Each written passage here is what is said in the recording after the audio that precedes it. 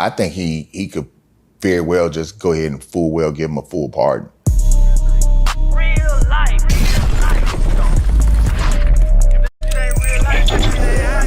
It ain't real life. Just ain't real life. Real life street stars. You know what time it is. You know, even rap artists, they hang out with people who are way more criminal than they are.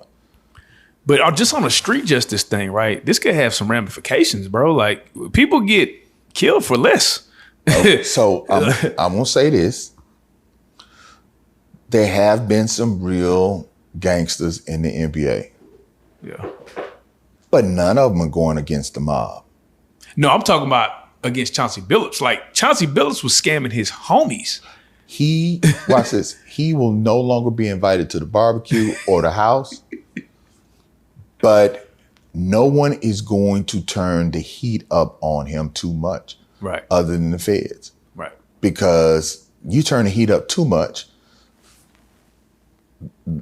I hate to say the mobs, but that criminal element that they were talking about. Oh, I see what you're saying. You saying I'm saying? He's protected, basically. Makes a point. Yeah, good point. I ain't think about that point. Damn. Okay, well. Because they need him to go ahead and take this time and move on about his life. So do you so Stephen A. Smith kind of went online and said that he believes it's because of Trump is kind of trying to make a statement, and he feels that the WNBA and the NFL are next. To that, you say? To that, I say, I probably could have led with that. This administration and how they're prosecuting their cases are unlike anything that anyone has ever seen before. If there's a play involved, could it be political in a sense? Could it be for some political gains? Possibly. Is this more of the same of, you know, because I heard the FBI director talk about the justice and things of that nature.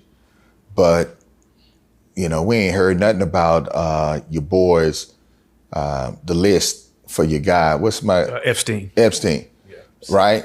Like we really haven't heard about this type of pressure being put on the Epstein case. Right. And so is this a diversion to say, okay, I know you're waiting for justice over here, but we actually are doing things, and here you go. We've indicted an attorney general. We indicted a former secretary of the U.S. government. We've done all these things to show you that we are moving forward with justice. And so forget about this Epstein thing.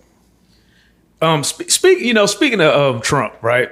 It came out, and this could be a rumor, it may not be a rumor, but that Trump was actually considering commuting Puffy sentencing. For those that don't understand what commuting a sentence would mean, what would that mean if he commuted Puffy's sentence? What would that? Basically, he can get my man out of jail. He'll still be hit with that stigma. But I don't think that, I think he could very well just go ahead and full well give him a full pardon. Oh, wow. You think he would do it? I think he would do it. It's kind of hairy in a sense, because I didn't really think that the judge would go ahead and give him that 5. But it could have something to do with the fact that the allegations were so egregious. The judge knew things about this case that the public didn't know. And the fact that you want to speak to me now and didn't want to speak to the allegations when they were going on, I'm not going to reward you for that. I'm not going to punish you because of what they did and what they're asking for, but at the same time, I'm not going to reward you for what you did in this whole thing either. And so I'm going to split the baby and go ahead and give you this time, and so you can move forward. But I think the president could very well pardon him. But I mean, it's just going to take Rico and some of these other cases to a whole nother level. because now it's on the public eye and the public has been educated in it. And once the public gets educated in something, you typically see more of it.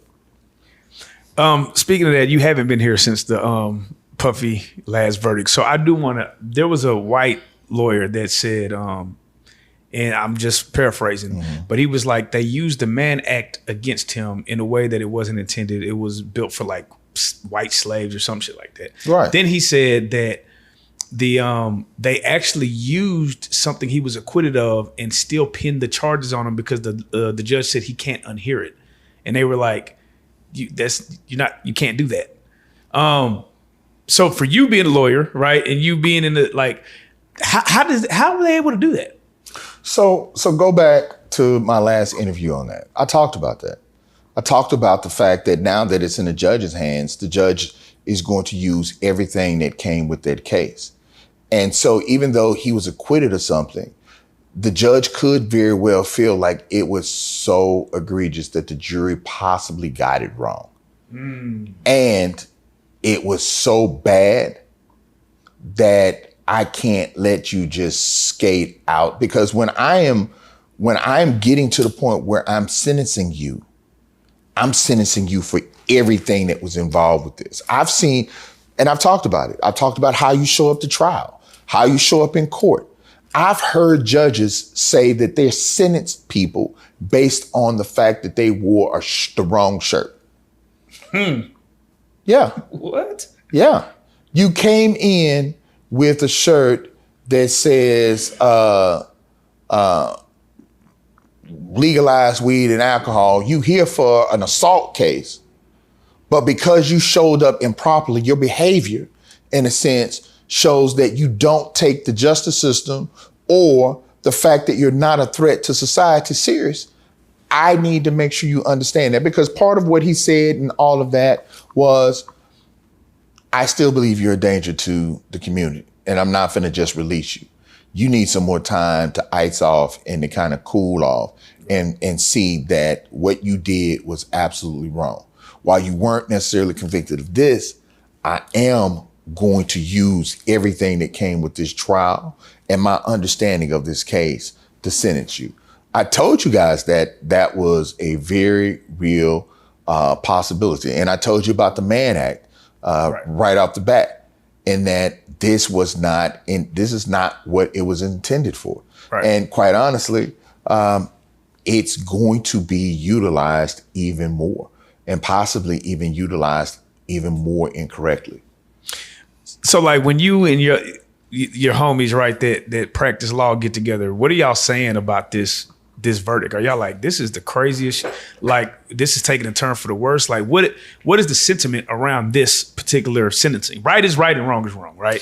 If we're looking at the law, I always looked at the law like it's not about emotions, it's about fairness, or it's, but this seemed to be emotional. No. It's in very well fairness. I mean, you have several women who have come up and gone into the public eye and said that they are forever changed and harmed. Right. And this man did it. Well, so then shouldn't he have gotten life then? A jury said that there wasn't enough for them to convict him. You got to remember that when you look at a criminal statute, typically there are 3 to 4 items or points that must be met. Got you. And if any one of them isn't met, then at that point you're acquitted. Right. And so that's the thing. And you got to remember, I told you on the 3 charges that he got, and I can't remember right now, but I told you that the one that he got convicted on, he was solid.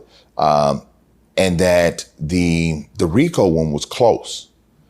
I said, because they threw out enough to kind of do it, but they focused too much on the bad behavior and not enough at making the jury understand the actual law. So it was 1 count of racketeering conspiracy, 2 counts of sex trafficking by force, fraud, and coercion, and 2 counts of transportation to engage in prostitution. Those were the 3. And so, I mean, it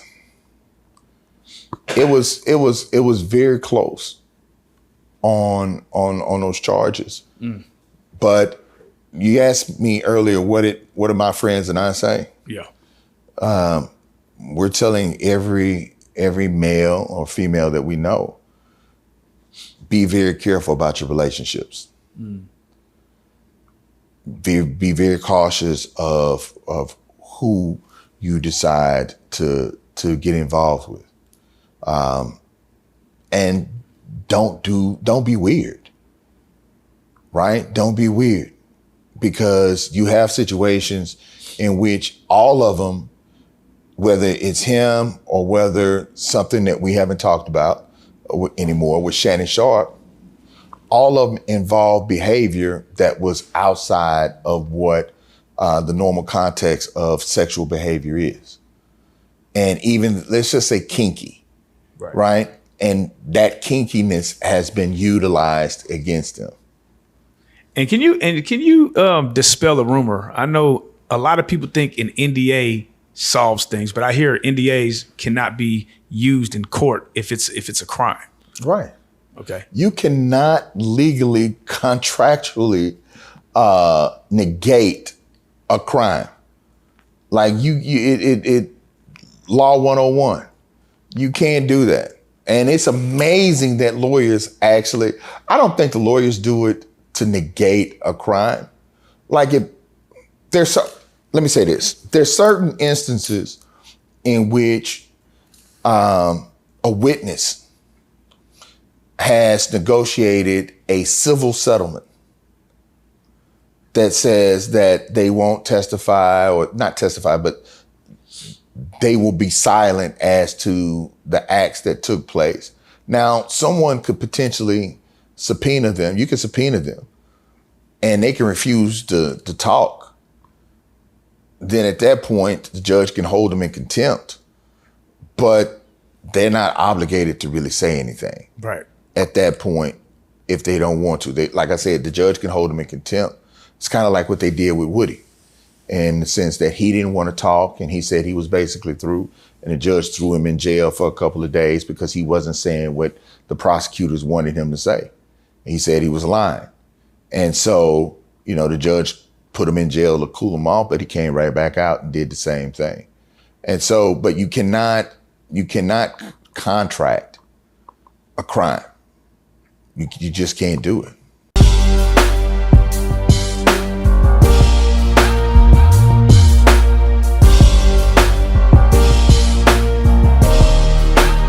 Shout out RealLyfe Street Starz, nigga. Move. Hey.